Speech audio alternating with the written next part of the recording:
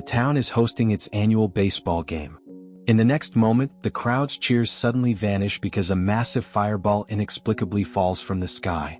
Everyone feels something is terribly wrong and starts leaving the field early.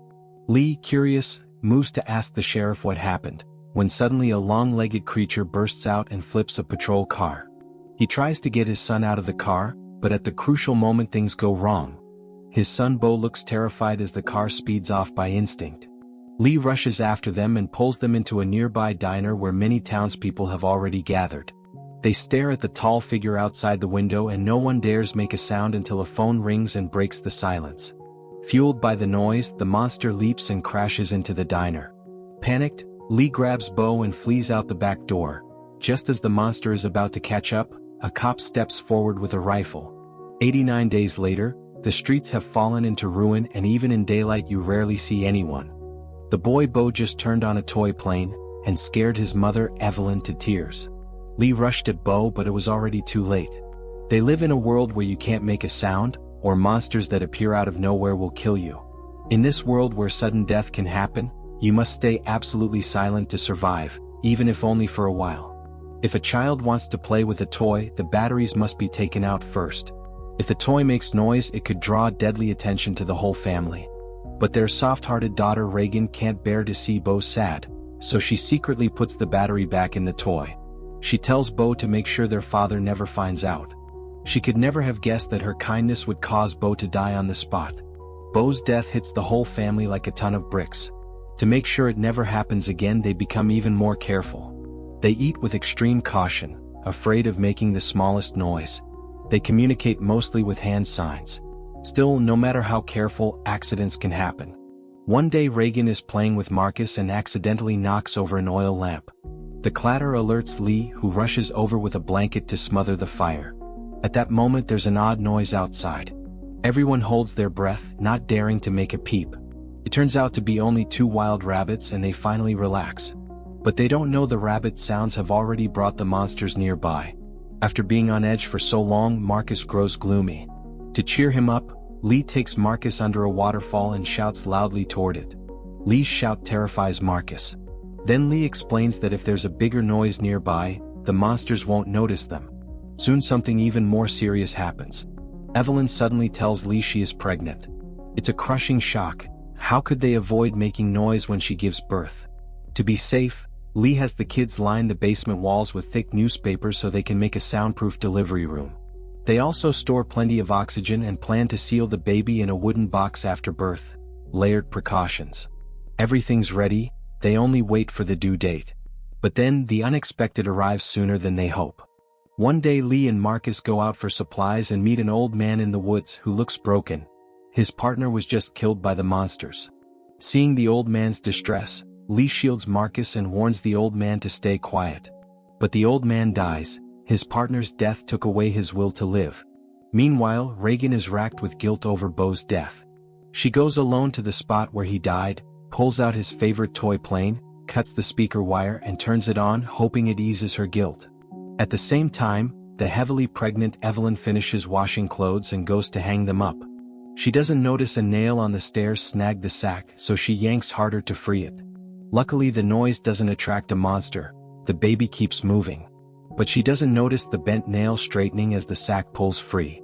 Maybe from the strain of hanging laundry, she suddenly goes into labor early. Now she's alone at home, so she rushes to the basement to trigger an alarm for Lee. But she steps on that nail. Even with searing pain, she forces herself to stay silent. The nail is stuck in her foot. She painfully pulls free and turns on the warning light. As she tries to leave, she sees a monster blocking the basement door. In a desperate move, she grabs an alarm clock, sets it to ring and hides, hoping the noise will create a chance to escape. At that close range, any little sound would alert the monsters, whose hearing is razor sharp. Thankfully the alarm goes off on cue, and the nearby monster lunges toward the sound. They rush to the soundproof room to deliver the baby. But unexpectedly, there's another monster outside the door, and trapped, Evelyn hides in the bathtub. At that moment Lee finally returns home. Seeing the red warning light, he knows something's wrong. He takes a shotgun and goes inside to find his wife. Marcus runs off and sets off fireworks, hoping the bigger sound will draw the monsters away. Labor starts in earnest. They cover Evelyn with a blanket to muffle the baby's cry. But a monster has already entered the house.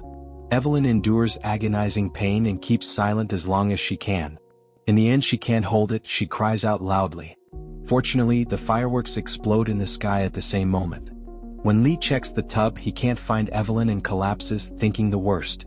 They are reunited, but then the newborn cries out. Lee quickly takes Evelyn and the baby into the soundproof room, puts an oxygen mask on the newborn, and seals him in the prepared box. After settling Evelyn, Lee leaves the room to look for the two kids. Marcus, who lit the fireworks, hides in a cornfield but is soon found by a monster. He runs for his life, slams into an obstacle and passes out.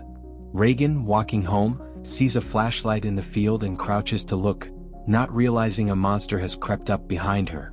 Just then Regan's hearing aid malfunctions, so she fiddles with it. The noise from Regan's hearing aid hurts the monster, which recoils and flees. Regan finds her unconscious brother nearby, and they light a flame while waiting for Lee to rescue them. Elsewhere, Evelyn wakes and finds the soundproof room full of water. A pipe was accidentally broken by a monster. The wooden box with the baby is floating nearby. She can't tell if the baby is alive, so she inches closer to check. Luckily, the baby is safe and sleeping. Chillingly, a monster is lying right beside her. She freezes, afraid to breathe. If the baby cried, they'd both become the monster's meal. Meanwhile, Regan accidentally falls into a grain bin, which draws a monster away and indirectly saves Evelyn's life. The corn quickly buries Regan's legs. The more she struggles, the deeper she sinks. Seeing Regan in trouble, Marcus jumps in without hesitation and pushes an iron plate to her. Regan uses the plate to float for a bit, but the grain threatens to swallow her. Marcus rushes to pull her out, and luckily she is rescued. Their commotion, though, draws another monster. Regan's hearing aid once again saves them. The sound causes the monster terrible pain, and it drops its prey and flees. After escaping the bin, the two kids reunite with Lee, but a monster is still coming. Lee tells Marcus and Regan to hide in the truck while he prepares to fight the monster alone. A noise from Marcus attracts the monster, but the creature won't charge because it's afraid of Regan's hearing aid sound. Regan, not realizing the aid is their lifeline, thinks it's broken and turns it off. Without the harmful sound, the monster charges. Seeing the kids in mortal danger, Lee drops his weapon and uses his body to block the monster, a father's sacrifice to buy his children a chance. Marcus doesn't waste that chance.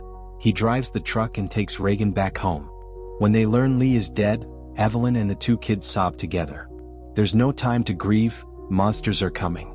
Evelyn rushes the children into the basement, but they're discovered. The monster's search creates interference on the monitor. The monitor's feedback irritates the monsters. Watching this, Regan finally realizes her hearing aid can repel the monsters. She cranks it to full volume. The creatures writhe in pain and back off. But the hearing aid alone isn't powerful enough to finish them off. At that moment, the baby starts to cry. In the nick of time, Regan puts the hearing aid against a microphone, creating a massive sound wave. The powerful noise peels the monsters off their victims. Evelyn takes the chance to fire the gun and finally kills a monster. But the gunshot draws even more monsters. Learning from what happened before, Regan turns the audio amplifier to its max. It's time to avenge their father.